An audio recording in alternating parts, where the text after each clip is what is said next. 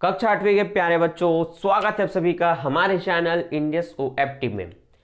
इस वीडियो से पहले मैंने आपके चैप्टर नंबर 6 की प्रश्नावली 1 का वीडियो अपलोड कर दिया है, जहां पर मैंने सभी प्रश्नों को समझाया था और कुछ प्रश्न होमवर्क दिया था, जिसका कमेंट मुझे अभी तक नहीं मिला। अगर आपने उस वीडियो को नहीं देखा तो डिस्क्रिप्शन में मैं लिंक दे रहा हूँ, उसको जा करके देखिए और उसको पूरा ध्यान से देखने के बाद जो मैंने होमवर्क दिया था उसको बनाइए और हमें कमेंट करके बताइए कि आपका आंसर क्या आ रहा है। ठीक, ये है प्रश्नावली 2, 6 अध्याय का प्रश्नावली 2, 6.2, जहां पर आप क्या सीखेंगे, आप सीखेंगे पाई चार्ट बनाना। क्या बनाना? पाई चार्ट बनाना। अब यहां पर प्रश्न कैसे मिलेंगे? तो प्रश्न दो तरह से होते हैं।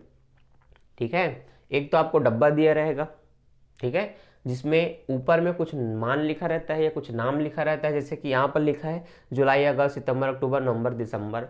नीचे में लिखा है प्राप्त अंक 40, 45, 65, 35, 55 और 60।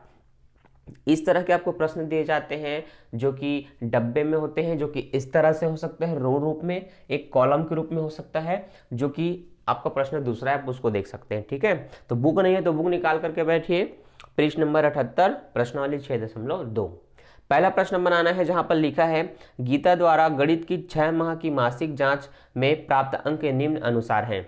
ठीक है, तो उसने जांच किया तो उसके अंक उसको क्या क्या मिले मासिक हिसाब से। जुलाई में 40, अगस्त में 45, सितंबर में 65, अक्टूबर में 35, नवंबर में 55 और दिसंबर में 60। उपयुक्त आंकड़ों से पाई चार्ट बनाइए। पाई चार्ट होता क्या है? पाई चार्ट एक वृत्त का मान होता है, जहां पर वृत्त बना करके आप इनका जो भी अभी डिग्री निकालेंगे उनको उसमें दर्शाना है। अब जो वृत्त बनेगा किसी भी तरह के त्रिज्या से बनेगा। आप 1 से 5 का त्रिज्या बना सकते हैं या 1 से 10 सेंटीमीटर नाप करके बना सकते हैं। आपके पास क्या क्या होना चाहिए इस चैप्टर को सॉल्व करने के लिए? डिवाइडर होना चाहिए, शीश होना चाहिए, पेन होना चाहिए, रबड़ होना चाहिए, कटर होना चाहिए। उसके बाद एक चांदा होना चाहिए। फिर इनकी सहायता से आप एक वृत्त बनाएंगे। तो ये सब आपके पास है कि नहीं? नहीं है तो अभी तुरंत जा करके लेके आइए और फिर इसको सीखिए कि बनाना कैसे है। तो देखिए, हम स्टार्ट करते हैं पहला प्रश्न। हम ऐसे प्रश्नों में क्या करेंगे, नीचे में जो भी अंक दिया होता है, जो भी अंक दिया है उसको आंकड़े बोलते हैं। उन आंकड़ों का आपको योग निकालना है। क्या निकालना है? योग, उनको कुल करना है। तो यहाँ पर प्राप्त अंक लिखा है तो हमने लिखा कुल प्राप्त अंक। अगर ये मूल्य लिखा होता तो कुल मूल्य लिखते। यहाँ पर जो भी लिखा गया उसको कुल कर देना है, मतलब जोड़ना है। तो 40 plus 45 plus 65 plus 35 plus 55 plus 60। मेरे बताने तक आपने जोड़ लिया होगा। अब नहीं जोड़ा है तो देखिए कैसे जोड़ेंगे। इसका 5 अगर मैं इसको दे दूं 45 को, तो ये हो जाएगा 60। 60 में अगर मैं इसको जोड़ दूं तो 60 और 40 100 होते हैं।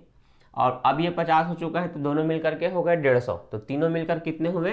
150 हुए, 150 हुए। ठीक है। अब ध्यान रखिए, इसका 5 अगर मैं इसको दे दूं तो ये खुद 50 हो जाएगा। अब 150 में 50 जोड़ दो तो 150 में 50 जोड़ोगे 200 हुआ।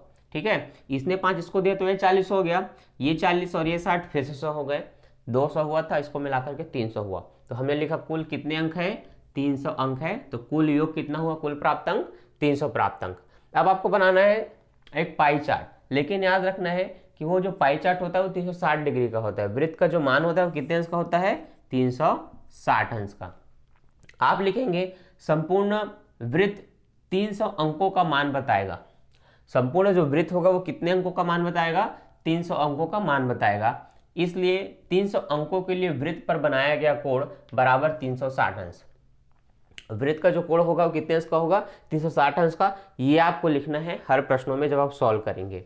उसके बाद आपको एक एक महीने का अलग अलग निकाल लेना है, जिस भी नाम का दिया होगा उसका। तो आप सबसे पहले लिखेंगे जुलाई महीनों के लिए बनाया गया कोण।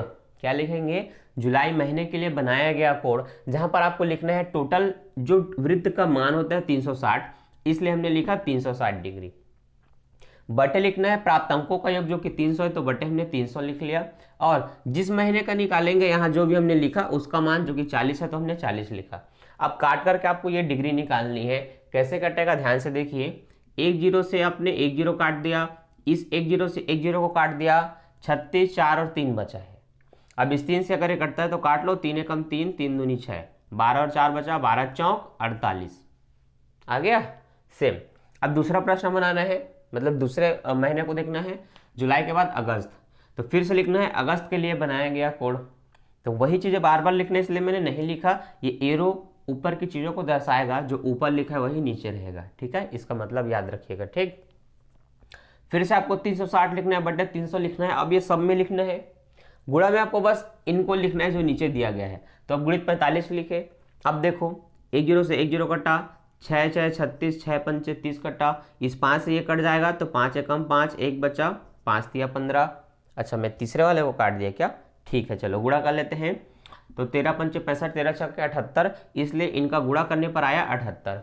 ठीक है, अगस्त की निकालना है तो देखिए 1 0 से 1 0 कटा, 6 6 36, 6 पंचे 30, 5 निया 45 और 9 छक्का 54 आया। उसी तरह अगले महीने का निकाल लेते हैं, सितंबर हो गया, अक्टूबर 0 से 0 कटा, 6 6 36, 6 पंचे 30, 5 7 35 और फिर 6 और 7 बचा, 7 छक्का 42 निकला। सेम 0 से 0 काटे ठीक है, 6 6 36, 6 पंचे 30, 5 एकम 5, 5 एकम 5, 11 छक्के 66 हुआ। फिर 0 से 0 कटा, ठीक है, तो 6 अच्छा 1 0 से 1 0 और कटा, तो 3 एकम 3, 3 दूनी 6, 36 और 2 बचा है, तो 36 दूनी 72। तो इस तरह से आपको ध्यान से काटना है और अपनी डिग्री को सही लाना है। इतना करने के बाद अब आपको क्या करना है, अपने मन से कोई भी एक त्रिज्या लेकर के वृत्त बनाना है। तो आपको करना क्या है, डिवाइडर लीजिए, उसमें शीश को फंसाइए और दोनों के नोक को बराबर रखिए। इस तरह से आपको नाप लेना है कि दोनों बराबर है कि नहीं। उनको बराबर नापने के बाद अब आपको क्या करना है, अपने हिसाब से मान लीजिए मैं बोलता हूं कि 7 सेंटीमीटर का हम त्रिज्या लेंगे। कितना लेंगे, 7 सेंटीमीटर का एक त्रिज्या लेंगे। इसलिए डिवाइडर के नोक को शून्य पे रखिए और शीश को कहां तक फैलाइए, 7 तक फैलाइए। और इस तरह से आपका क्या बनेगा, एक त्रिज्या 7 सेंटीमीटर का माप मिलेगा। अब आपको क्या करना है, एक खाली पेज में कहीं पर आप एक बिंदु करके नोक को यहां रख सकते हैं। ठीक है, और जो 7 सेंटीमीटर वो फैला है उसको इस तरह से आप घुमाएंगे। तो जब इसको घुमाएंगे तो इस तरह से आपका एक वृत्त बन जाएगा। ठीक है, जैसे कि मान लीजिए ये मैं घुमा रहा हूं तो ये इस तरह से मेरा एक वृत्त बना, तो ये घूम करके एक वृत्त बन जाएगा। क्या बन जाएगा, एक वृत्त बन जाएगा, आपका परफेक्ट बनेगा। एक केंद्र बिंदु मान करके उसको बनाइए। इसके बाद आपको ध्यान देना है, यहां पर आपको इन आंकड़ों को दर्शाना है, इन आंकड़ों को। ठीक है, तो देखिए सबसे छोटा क्या दिख रहा है इनमें, सबसे छोटा क्या दिख रहा है। देखो वृत्त को मैं थोड़ा बड़ा बना लेता हूं ताकि आपको दिक्कत ना हो। ये थोड़ा मैंने बड़ा बना लिया। ठीक, ये इसका केंद्र बिंदु। तो सबसे छोटा क्या दिख रहा है शायद 48 नहीं 42 है। सबसे छोटा क्या है, 42। चलिए अगर मुझे 42 को दर्शाना है तो चलिए मैं इतने हिस्से में 42 को दर्शा देता हूं। ठीक है जो दिखने में थोड़ा छोटा होना चाहिए। ये मैंने बोल दिया ये 42 डिग्री। कितनी डिग्री, 42 डिग्री। आप डिग्री नाप करके भी बना सकते हैं, मैं ऐसे ही बता रहा हूं अगर आपके पास चांदा नहीं है तो, वरना आप नाप के निकाल सकते हैं। अगला है 48 जो कि इससे थोड़ा सा बड़ा है, ज़्यादा नहीं। तो इससे थोड़ा सा बड़ा होना चाहिए। इसका मतलब देखिए थोड़ा सा बड़ा दिख रहा है कि नहीं, नहीं दिख रहा है क्या, ठीक नहीं दिख रहा है, फिर इसको छोटा कर देंगे। ये लो भाई, अब दिखा ना उससे बड़ा। ठीक, हम कहेंगे ये 48 है। कितना है, 48 है। ठीक अब इन दोनों से बड़ा कौन है, तो इन दोनों से बड़ा 54 है, जो कि इससे थोड़ा सा बड़ा है। तो इससे थोड़ा बड़ा दिखना चाहिए, जैसे इससे बड़ा ये दिख रहा है तो उससे बड़ा ये दिखना चाहिए। तो ये चलो भाई 54, उससे बड़ा दिख रहा है, ये हमने कह दिया 54। क्या बोल दिया उसको, 54। ठीक, अगला क्या है, अगला 66 है। कौन सा है, 66, जो इनसे थोड़ा सा बड़ा होना चाहिए। ये लो भाई हमने 66 बना दिया। ठीक है, अगला 72 इससे बड़ा होना चाहिए, ये कर दिया हमने इसको 72। और जो सबसे बड़ा दिख रहा है ये वाला भाग, ये 78। तो पाई चार्ट आपको इस तरह से बनाना है ताकि एक वृत्त को देख करके पता चल जाए कि किसमें सबसे ज़्यादा मिला, किसमें सबसे कम मिला, किस महीने में क्या आपके अंक रहे। अब आपको नाम लिख लेना है। ठीक है, तो पहला शो करता है जुलाई को, फिर अगस्त को, फिर सितंबर को, फिर अक्टूबर को, फिर नवंबर को, फिर दिसंबर को। अब चित्र देख के आप ध्यान से देखिए, स्पष्ट पता चलता है कि नहीं। तो आपका चित्र ऐसा होना चाहिए जो सिर्फ चित्र देख करके पूरे प्रश्नों का मान बता दे। स्पष्ट दिख रहा है कि सबसे बड़ा हिस्सा 78 है, मतलब सबसे ज़्यादा अंक उसको इस समय मिले हैं। ठीक है, स्पष्ट दिख रहा है कि सबसे छोटा जुलाई महीने है जिसमें 42 अंक मिले हैं। तो वृत्त ऐसा बनाना है और मान इस तरह से आपको भरना है कि चित्र ही देख करके पूरे प्रश्नों का आंसर पता चल जाए। ठीक है, अब आपको नेक्स्ट प्रश्न बनाना है, तो यही काम फिर से करना है। जहां पर देखिए लिखा है एक परिवार की मासिक आय 12,000 रुपये है, परिवार को मासिक खर्च निम्न अनुसार दिए हैं और इन आंकड़ों से पाई चार्ट बनाइए। तो मकान किराया पर 1,500 रुपये का खर्च होगा, भोजन पर 6,000 का होगा, शिक्षा पर 1,200 का खर्च होगा, मनोरंजन पर 1,800 रुपये का खर्च होगा और स्वास्थ्य पर 1,500 का खर्च होगा। कुल कितने दिए थे? 12,000 दिए थे। ठीक है, तो आप एक बार जोड़ करके देखिए 12,000 हो रहे हैं कि नहीं, या फिर कितना खर्च हुआ। तो अगर मैं 1,500 में 6,000 को जोड़ूं, 1,500 6,000 1,200 1,800 और फिर से 1,500। ठीक है, तीनों को जोड़ दें तो 15 3,000 हुए, 15 3,000 हुए, 3 और 6 9,000 हुए। ये दोनों को जोड़ेंगे और 800 200 1,000 हुआ और एक एक करके 3,000 हुआ। तो कितना हुआ था? 3 और 6 9, 9 और 3 12,000। तो कुल 12,000 रुपये खर्च हो गए। किस तरह से खर्च हुआ उसका नाम बताया है आपके बुक में। अगर आपने बुक नहीं निकाला तो एक बार ओपन कर लीजिए और उसको ध्यान से देखिए। ठीक है, तो अब यहाँ पर टोटल निकालने की आवश्यकता तो नहीं है, बस आपने देख लिया कि इतना हो रहा है कि नहीं, तो हमें स्पष्ट पता चल गया कि इसका जो कुल आएगा, ठीक है, जो आपको बनाना है इस तरह से। कुल प्राप्त अंक हमने बोला था, यहाँ हम बोलेंगे कुल मासिक खर्च। क्या कहेंगे? कुल मासिक खर्च। आपको उनको एक एक करके लिख लेना है, 1,200 1,500 1,600 1,800 जितना भी दिया गया था कि जोड़कर कितना आया। मैं लिख लेता हूँ कुल मासिक खर्च 12,000। कितना हो रहा है? 12,000। मकान किराए को मैं M कह देता हूँ। ठीक है, क्या कह देता हूँ? M, याद रखिएगा। तो मकान किराया निकालने के लिए क्या लिखेंगे? मकान किराए पर बनाया गया कोड, तो आपको वो लिख लेना है हिंदी में। उसके बाद आपको ध्यान देना है 360 लिखना ही है, क्योंकि जो आप पाई चार्ट में दर्शाएंगे उसका मान कितना होता है? डिग्री 360 अंश का होता है, बटे इनका टोटल कितना हुआ? 12,000 गुणित फर्स्ट मंथ का कितना है?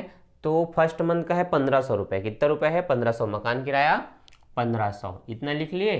चलिए अब काटते हैं। देखिए 2 जीरो से 2 जीरो कटा, 1 जीरो से 1 जीरो कटा, 15 36 और 12, 12 कम 12, 12 दूनी 24, 12 तिया 36, 15 और 3 बचे तो 15 तिया 45। अतः आप कहेंगे कि मकान किराए का डिग्री कितना निकला?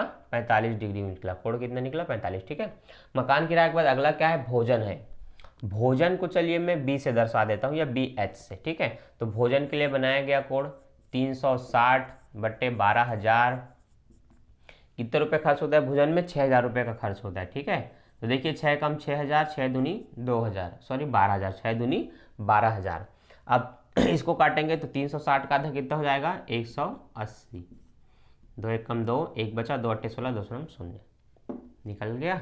नेक्स्ट, शिक्षा पर हुए 1,200 का। चलिए अब मैं शिक्षा पे निकाल लेता हूँ। तो शिक्षा पर 360 गुणित फिर से 12,000। हाँ, कितने खर्च हुए थे इसमें? 1,200 हुआ था शायद, है ना? 1,200 का खर्च हुआ था। 1 जीरो से बस 1 जीरो कटा, ये भी 1,200 ये भी 1,200, दोनों कट गए, 36 बचा। कितना बचा? 36 बचा। ठीक, सरल तरीके से काट रहा हूँ ताकि आपसे भी बने, तो ध्यान से देखिए और मेरे साथ साथ करिए। फिर से मनोरंजन आ गया, नहीं वो तो मकान किराया था। अब आया मनोरंजन। क्या आया? मनोरंजन, जिस पर 360 गुणित 12,000 कितने रुपए खर्च हुआ है? शायद 1,800 का हुआ है ना? ठीक, मनोरंजन पर 1,800 हुआ है। देखिए 2 जीरो से 2 जीरो, 1 जीरो से 1 जीरो कटा। ठीक है, फिर से 12 तिया 36, 18 कम 18, 18 दूनी 54, सॉरी हाँ 18 दूनी 36, 18 तिया 54। ठीक, तो आपका आया 54 डिग्री। अब है स्वास्थ्य। अब जो स्वास्थ्य है वो है लास्ट में 1,500 रुपये। तो 360 गुणित 12,000 और कितना है भाई? 1,500 है। ठीक है, चलो तो अब लिख लेते हैं 1,500।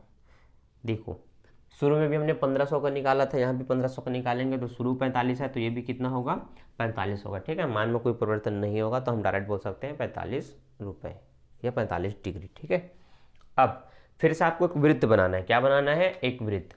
चलिए मैं ये एक वृत्त बना देता हूँ। ठीक, अब मुझे दिख रहा है कि 45 है, दोनों में क्या है 45 है। इसका मतलब ये जो मैं हिस्सा ले रहा हूँ 90 अंश का, ठीक है, ये 90 अंश का है, इसमें बीचों बीच एक लाइन खींच दूंगा तो ये भी 45 और ये भी 45, दोनों बराबर दिखना चाहिए और दोनों बराबर है। ठीक है, 180। अगला क्या है? 180। 180 पूरा आधा होता है, चाहे आप ऐसे बनाए चाहे ऐसे, तो ये वाला पूरा हिस्सा कहलाएगा 180। क्या कहलाएगा? 180। ठीक है, अगला क्या है? 36 है, जो कि 45 से भी छोटा होना चाहिए। ये लो हम सबसे छोटा बना दिए 36 को। उसके बाद फिर 54 है। क्या है 54? तो ये लो 54। 54 देखिए इन तीनों से बड़ा दिख रहा है कि नहीं? सबसे छोटा 36 दिख रहा है कि नहीं? 45 दोनों बराबर दिख रहे हैं कि नहीं? सबसे बड़ा 180 दिख रहा है कि नहीं? हाँ दिख रहा है। ठीक है, तो इस तरह से आपको बनाना है और इस प्रश्न वाले को ख़त्म कर देना है। ठीक, तो प्रश्न वाले हुआ ख़त्म। इसके बाद जो दिया है वो पासे पर आधारित है। उसके बाद क्या बोलते हैं, रंग बिरंगी चीज़ों पर आधारित है। ऐसे प्रश्नों को रीजनिंग के प्रश्न कहते हैं। और ताश की गड्डी पर आधारित है। तो ताश नहीं खेलते मत खेलो, अच्छी बात है, पर ताश का ज्ञान होना चाहिए, कितने ईंट कितने क्या, तो इन सबको एक बार थोड़ा देख लो। हम इसको नेक्स्ट टॉपिक में कवर करेंगे। आज के लिए बस इतना ही। होमवर्क में कुछ भी नहीं दे रहा हूँ, काम बस इतना है कि इसका पर्सनली एक आपने नहीं देखा तो उसको देखिए और उसके होमवर्क मैंने जो दिया है उसको बना करके हमें कमेंट करके बताइए। ठीक है, इसके बाद कौन से चैप्टर का वीडियो चाहिए कमेंट करके बताइए। मैं मिलता हूँ नेक्स्ट वीडियो में। अभी के लिए bye. Don't forget like share and subscribe. Thanks for watching.